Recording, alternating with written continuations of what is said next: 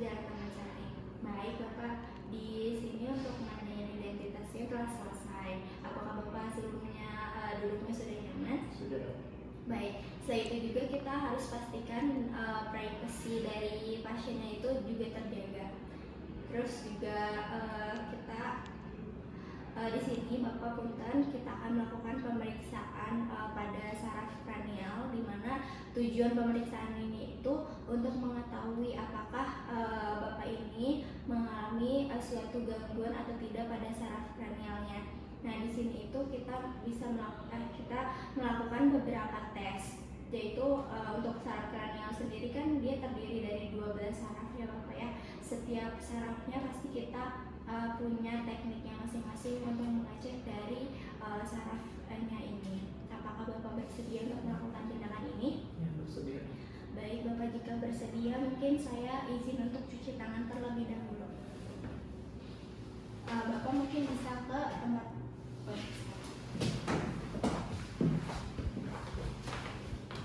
sini, kita akan lakukan cuci tangan menggunakan sabun sabun.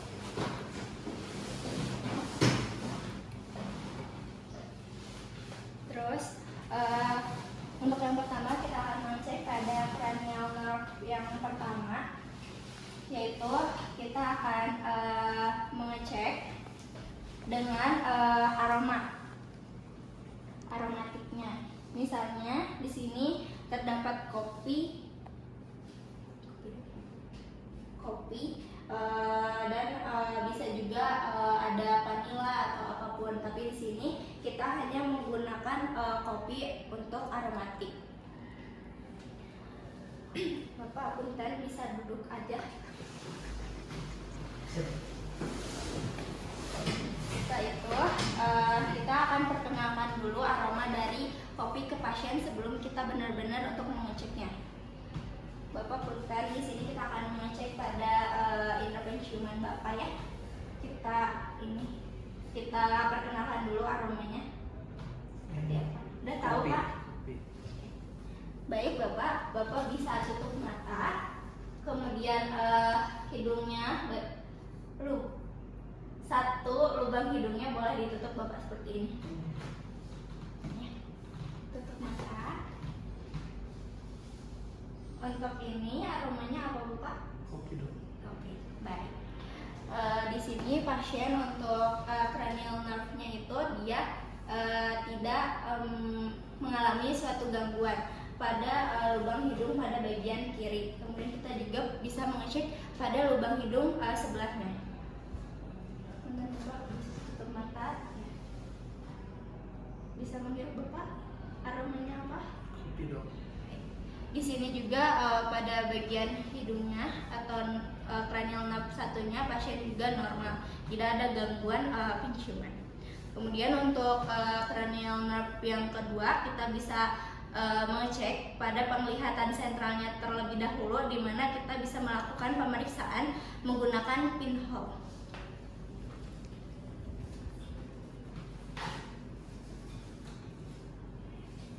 Bapak bisa gunakan ini pada satu bagian matanya, kemudian bisa melihat pada jam dindingnya Bapak. Untuk yang satunya bisa ditutup. Bisa banget. Baik Bapak. Itu sekarang menunjukkan pada pukul berapa? 12 kurang 15. Untuk satunya lagi Bapak punten sebelahnya. Sama dok, 12 kurang 15. Baik. Terima kasih ya Bapak. Di sini untuk yang penglihatan sentralnya pasien juga normal karena bisa melakukan dengan baik. Kemudian di sini kita akan lakukan penglihatan perifer, di mana pasien itu diminta untuk menutup satu bagian matanya, dan kemudian pemeriksaannya juga mengikuti untuk menutup satu bagian matanya. Dan bisa kita cek menggunakan 8 langkah pergerakan matanya. Bapak punten, matanya yang sebelah boleh ditutup. Nah, untuk pemeriksa kita dilakukan yang sebelah ini. Bapak bisa nanti melihat pergerakan dari pulpennya ya Bapak.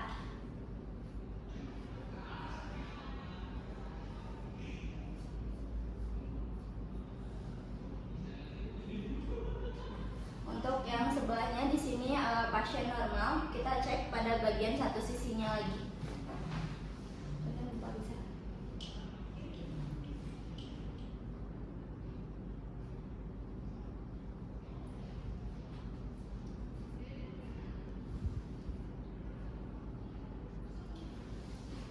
Terima kasih Bapak untuk pemeriksaan yang scan 2-nya udah selesai. Di sini untuk penglihatan peri-perinya juga sudah atau normal karena pasien bisa mengikuti dari pergerakan dari benda tersebut. Nah di sini juga syarat dari pemeriksaan ini dipastikan juga bahwa pemeriksaannya itu kondisi matanya dalam kondisi normal. Kemudian untuk selanjutnya di sini kita akan melakukan pemeriksaan perimetri, di mana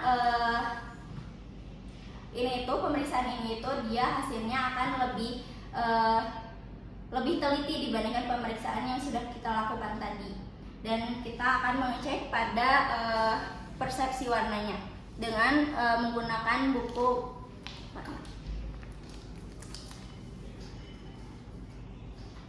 Bapak, di sini kita akan lakukan pengecekan buta warnanya, Bapak ya. Bapak bisa sebutin ada angka berapa di buku ini. Ini angka berapa, Bapak? 12. Untuk yang ini? 8. Untuk yang ini? 5. Yang ini? 29. Yang ini? 74. Oke, baik.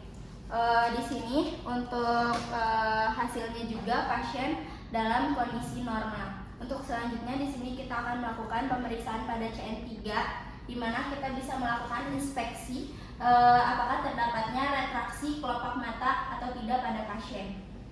Di sini pasien tidak ada retraksi pada kelopak matanya.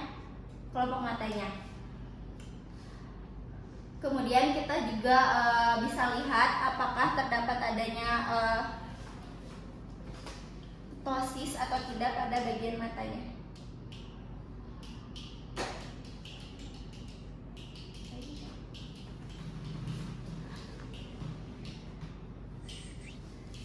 Kita lihat dan juga kita ya, Bapak bisa tutup mata bagian satunya, sebelahnya Bapak.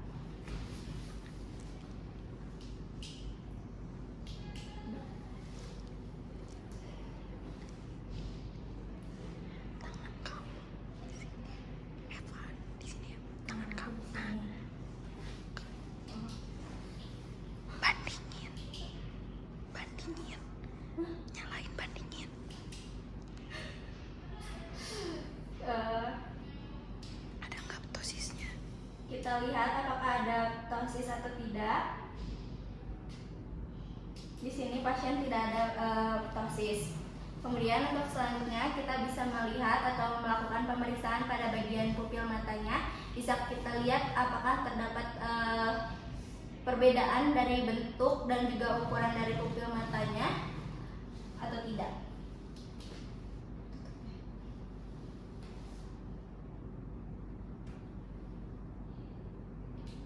Di sini untuk bentuk dan ukuran dari kedua bola matanya pasien atau dari pupil pasien normal dari kedua sisinya.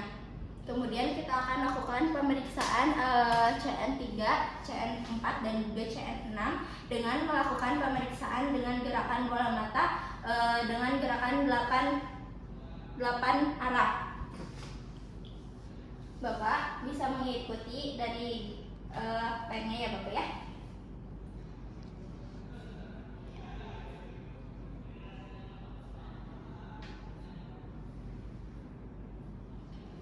Baik, untuk CN3, CN4 dan juga CN6-nya di sini normal.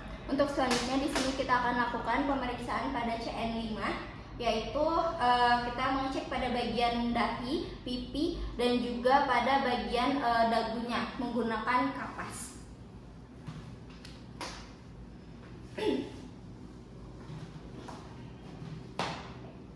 Di sini kita menggunakan kapas yang sudah dipilih. Bapak, apakah kerasa? Yang sebelah sini kerasa? Sebelah sini kerasa? Sebelah sini kerasa Pak? kerasa. Baik. Untuk selanjutnya kita akan mengecek juga dari pemeriksaan motoriknya.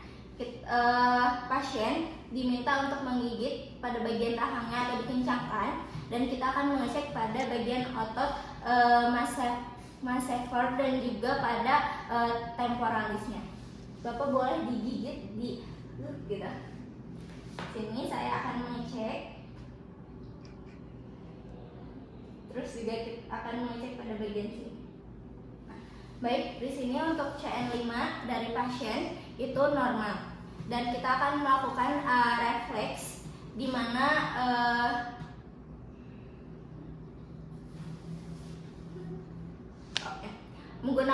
kita akan mengecek refleks pada bagian matanya, di mana kita menggunakan kapas yang basah, yang agak sedikit basah. Kemudian kita tempelkan pada bagian mata, dimana jika hasilnya positif itu dia akan menutup secara refleks. Tanya ya. Kita cek juga pada bagian sebelahnya. Di sini untuk refleks pada bagian matanya juga normal. Dan untuk selanjutnya kita akan mengecek pada CN7 atau pada bagian wajah, dimana kita bisa lihat terlebih dahulu apakah ada penampakan asimetrik atau tidak pada bagian wajah pasien. Di sini tidak ada, dan kita lihat juga apakah terdapat gerakan yang abnormal atau tidak pada pasien. Di sini tidak ada. Kemudian kita bisa meminta pasien untuk mengangkat alis. Bapak punten, bisa diangkat alisnya. Oke. Baik, di sini tidak terdapat perbedaan pada kedua sisi dari alisnya dan bisa mengangkat keseluruhan. Kemudian kita akan mengecek dengan menutup mata pasien. Bapak punten, bisa menutup pasien dengan sekuat tenaga. Nanti saya akan mencoba untuk membuka, tapi Bapak tahan ya.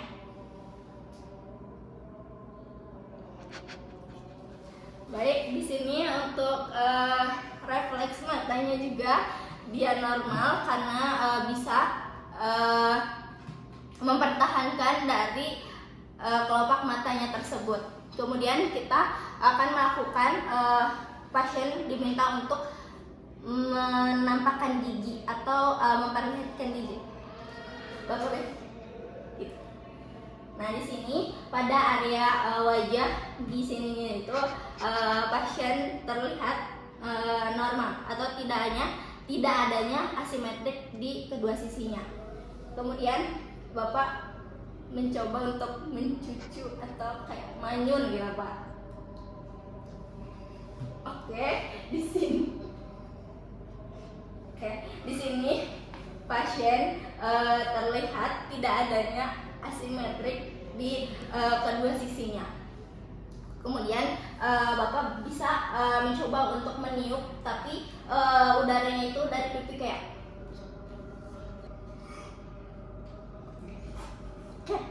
Udah Bapak. Baik, di sini untuk refleksnya juga di pasien normal, tidak ada asimetrik di kedua sisinya. Bapak boleh menarik mulutnya ke bawah.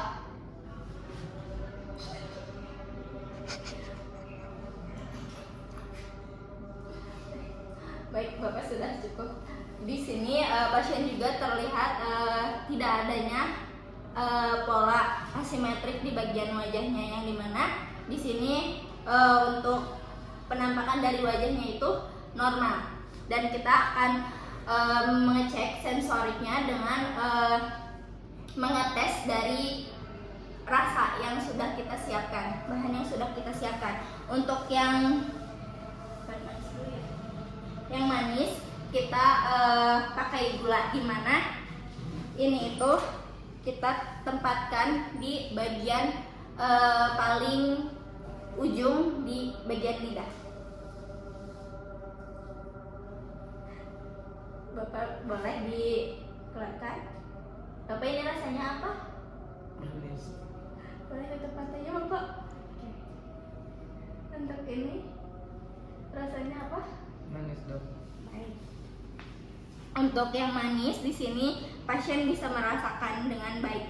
Kita akan mengecek pada bagian asin. Bapak boleh tutup mata. Boleh dijulurkan lidahnya lagi. Ini rasanya apa, Bapak? Asin dok. Boleh dijulurkan lagi lidahnya. Ini rasanya apa, Bapak? Asin dok. Untuk yang asinnya juga pasien bisa merasakan dengan baik.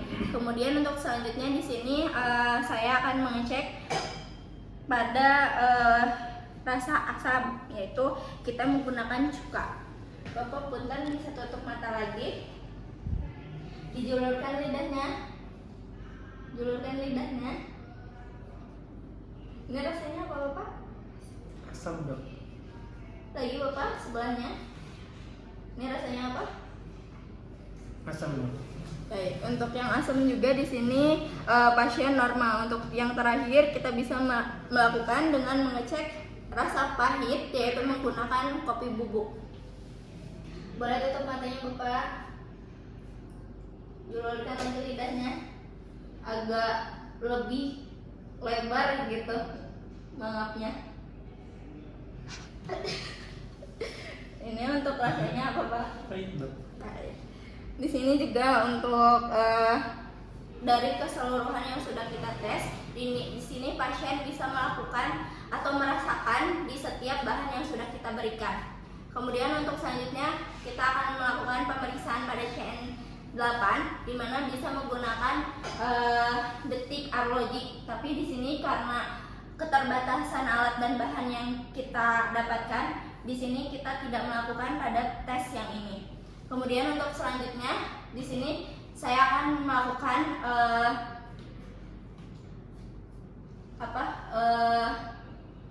menggunakan gesekan dari jari. Apakah pasien ini itu dia bisa mendengarkan dengan baik? Ini gimana, Pak? Terdengar? Ini terdengar? Untuk yang ini terdengar? Terdengar? Baik. Di sini juga pasien bisa mendengarkan dengan baik.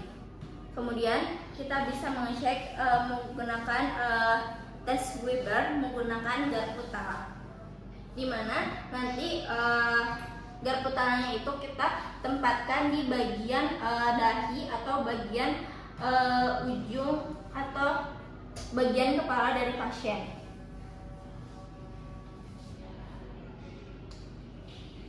Bapak, apakah getarannya bisa dirasakan? Apakah ini terdengar getarannya? Dengar. Enggak. Getarannya ada, Bapak? Ada getarannya? Terdengar. Ini? Terdengar.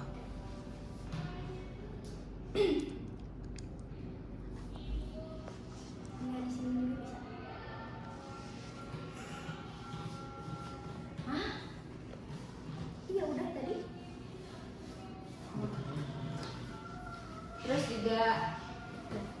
Terus juga kita bisa lakukan pemeriksaannya itu di bagian belakang telinga. Terdengar, Pak? Terdengar. Kalau ini terdengar? Terdengar. Terdengar? Terdengar. Kita lakukan pada sisi yang sebelahnya. Terdengar? Terdengar? Terdengar? Di sini pasien bisa mendengarkan dari getaran yang sudah saya buat tadi. Kemudian untuk selanjutnya di sini saya akan mengecek pada kranial dari 9 dan juga 10-nya, di mana meminta pasien untuk mengucapkan A dalam jangka yang lumayan panjang. Bisa kita lihat dari uvula dan juga mengecek pada bagian rongga mulutnya. Bapak boleh untuk mengucapkan A dalam jangka yang panjang, dalam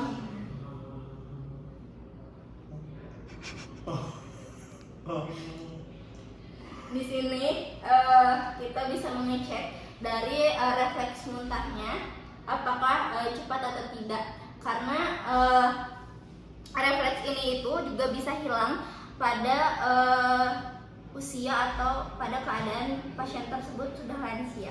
Di sini untuk refleks dari muntahnya dia normal. Dan untuk selanjutnya kita akan mengecek dari cranial 11 dengan mengecek dari kekuatan ototnya. Bapak boleh duduk di sini. Saya akan mengecek dari keadaan ototnya.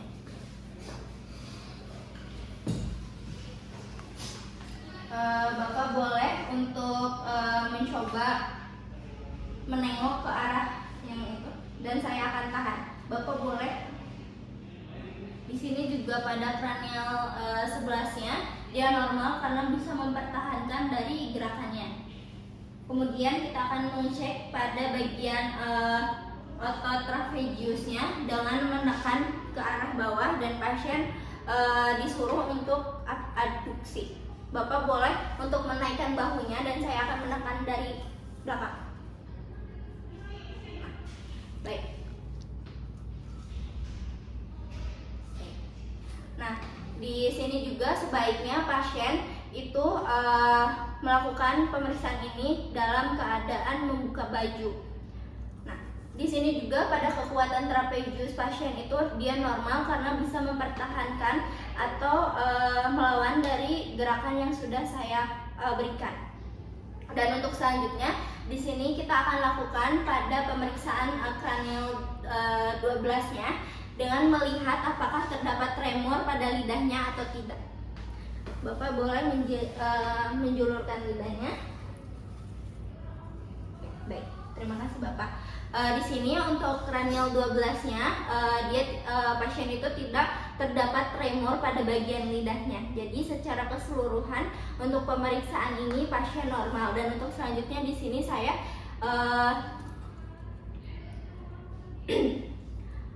akan menginterpretasikan hasil yang sudah saya lakukan kepada pasien. Bapak boleh untuk menghadap lagi ke saya ya. Baik Bapak, dari hasil pemeriksaan tadi, dari pemeriksaan dari 12 syaraf kranial itu, alhamdulillah di sini Bapak hasilnya normal semua, tidak ada gangguan pada salah satu kranial dan salah satu kranialnya. Sebelumnya, apakah ada yang ingin ditanyakan terlebih dahulu mengenai pemeriksaan ini? Cukup. Baik Bapak, jika cukup mungkin saya akhiri sampai di sini ya Bapak ya. Terima kasih banyak. Sudah. Iya.